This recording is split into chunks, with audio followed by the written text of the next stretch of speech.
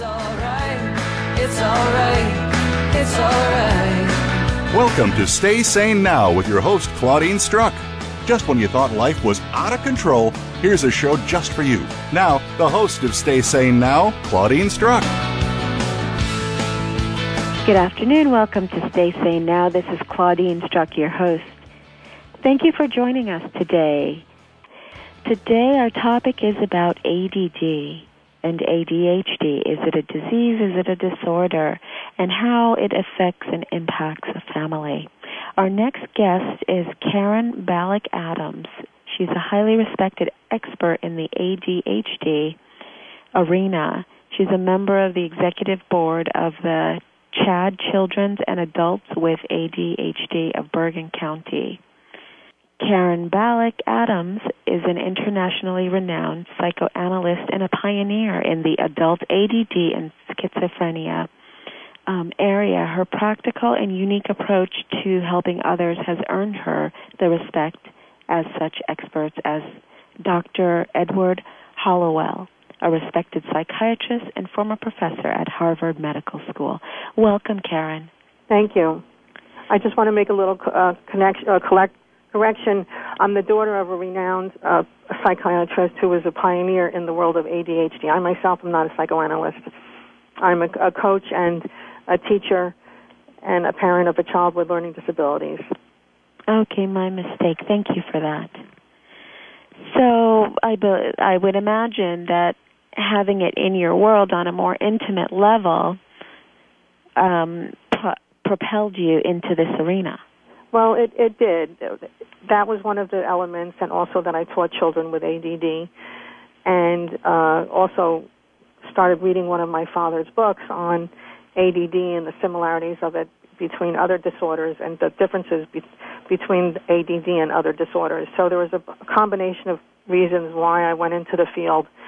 And my colleague, Dr. Ed Hallowell, author of Driven to Distraction, introduced me to my first seminar at an ADD convention as Dr. Leopold Bellak's daughter, and that started the ball rolling also into becoming a coach, learning how to coach families and individuals with ADHD issues. And ADD is a family challenge. It's not a disease, although if you separate the word dis-ease and you separate them from each other, it does mean that there is a dis-ease, and there is in a family because ADD strikes the basic abilities to stay focused, be organized, be time-related, time-aware, and not clutter and things of that nature. So, of course, when someone suffers with this disorder, there is disorder, and it is a disorder, but it does cause a lot of chaos. And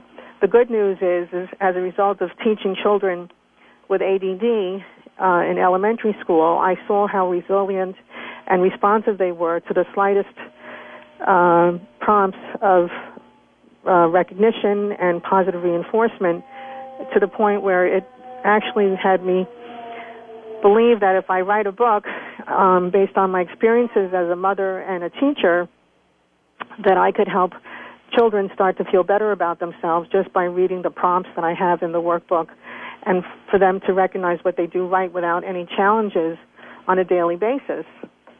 And this workbook, ADHD Success, Solutions to Boosting Self-Esteem, the Diary Method, ages 7 to 17, really does help children recognize that they do things very well on their own without challenges on a daily basis, which basically go unnoticed. And at the same time, these diary pages in the workbook help children to work towards behavioral and academic and social levels that they didn't think they could achieve. So it's a multi-purpose workbook, and so far it's been successful. I myself have been selling copies, and now a publisher has picked it up, and it'll be available when you click on my website starting February 1st on all online bookstores. So then how would you say a child might register that their self-esteem has started to increase? Well, that's a very good question, Claudine.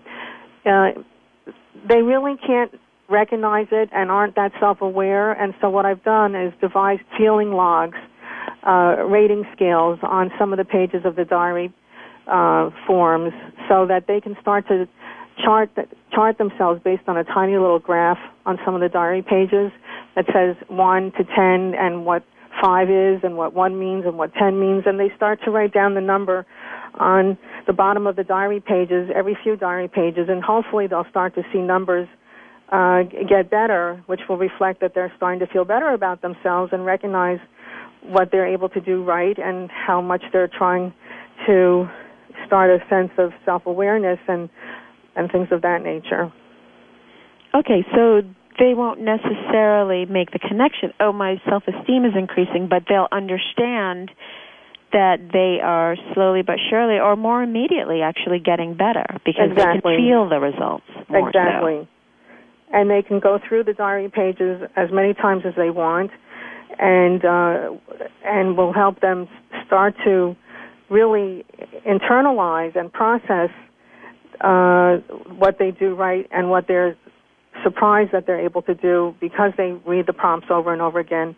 And some of them will say something like, today I feel really good about myself because in class I didn't scream out the answer, I raised my hand instead. So that's one example. Or today I felt really good about myself because at home I shared my computer time with my sister instead of screaming at her and saying no. So these are things that kids really need to recognize and work towards in terms of goals and inner control and impulse control and anger management.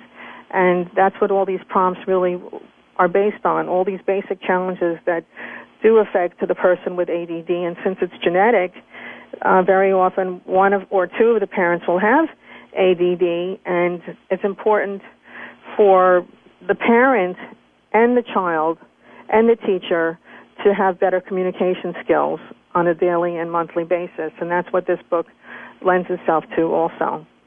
It sounds like it would be a great book for the classroom. At the school that my daughter attends, they have an inclusive system, so I think it would help the other children who might be afflicted with this to start to feel better about themselves.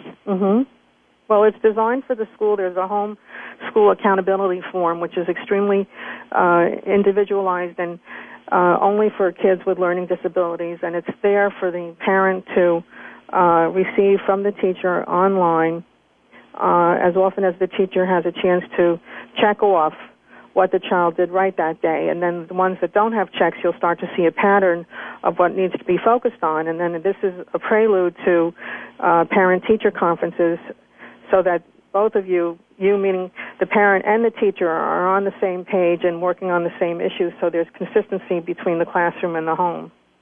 It sounds like this is something that other children can benefit from as well, though. It's universal because kids are kids, whether they have ADD or not.